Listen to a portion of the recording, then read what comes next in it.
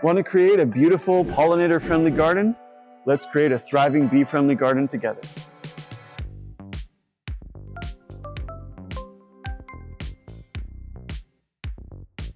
Bees are essential pollinators, responsible for 1/3 of the food that we eat, but their populations are declining. A bee-friendly garden isn't just beautiful, it also plays a vital role in protecting biodiversity and supporting a healthy environment. Sun and warmth are key. Full sun helps flowers produce more nectar and attracts active pollinators. Plant in groups. Clusters of the same type of flower will provide more nectar than a bunch of different flowers scattered around.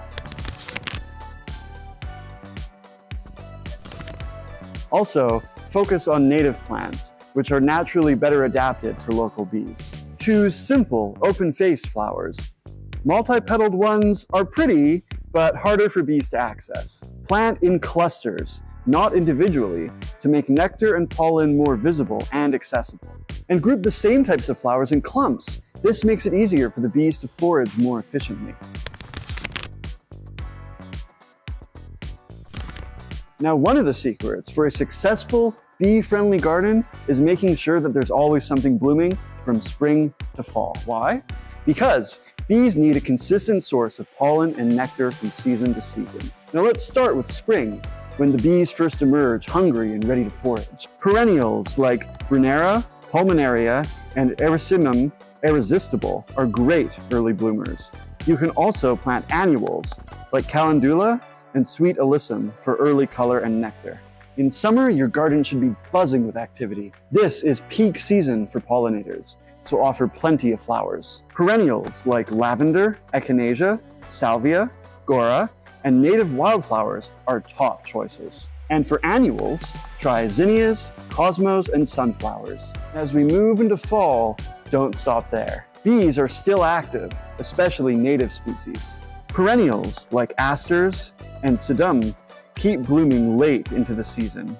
Add annuals like marigolds or rudbeckia to carry you through to the first frost. By planting with the seasons in mind, you'll create a garden that is friendly to pollinators from the moment that they wake up in the spring to when they go back dormant in the fall.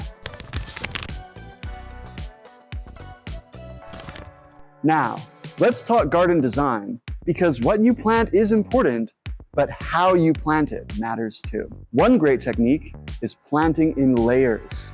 Why? Different pollinators are attracted to flowers at different heights, and layering helps you reach them all. In the low layer, along the ground or at the front of your garden bed, plant compact blooms like Sweet Alyssum, Creeping Thyme, or Saxifraga. These help cover bare spots and provide early nectar. In the middle layer, go with medium height plants like lavender, Brunera, echinacea, and petunias. Now this is where you'll find the most bee activity. And in the tall layer, add structural height with flowers like sunflowers, gora, or salvia. Now these will draw in larger pollinators and give your garden some drama. Now, by planting in layers, you're not just making your garden more beautiful, you're also making it more functional for a wide variety of pollinators.